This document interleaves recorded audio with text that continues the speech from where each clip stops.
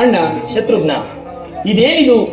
ಅಯೋಧ್ಯೆ ಎಲ್ಲವೂ ಈ ರೀತಿ ಕಳಾಹೀನವಾಗಿ ಕಾಣುತ್ತಿರುವುದಲ್ಲ, ಕಾರಣವೇನಿರಬಹುದು?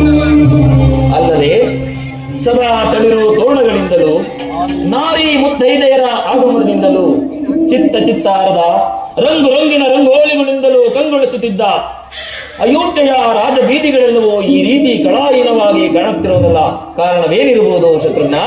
ಅಣ್ಣ, ದೈವಚಿತ್ತವನ್ನು ಮೀರಲು ಯಾರಿಂದಲೂ ಸಾಧ್ಯವಿಲ್ಲ. ವಿಚಾರವೇನಿದ್ದು ಇನ್ನು ಸ್ವಲ್ಪ ಒಳಗೆ ಹೋಗಿ ನೋಡೋಣ. ನಡೆ ಜೋರಿಸೋಣ.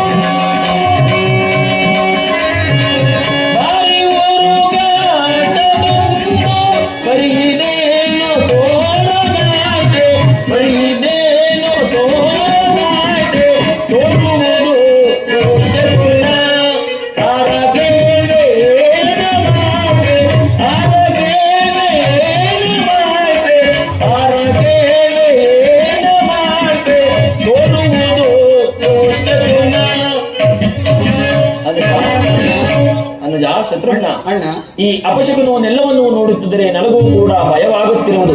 ನಡೆ ಮುಂದೆ ಹೋಗಿ ವಿಚಾರಿಸೋಣ. ಆಗಬಹುದು.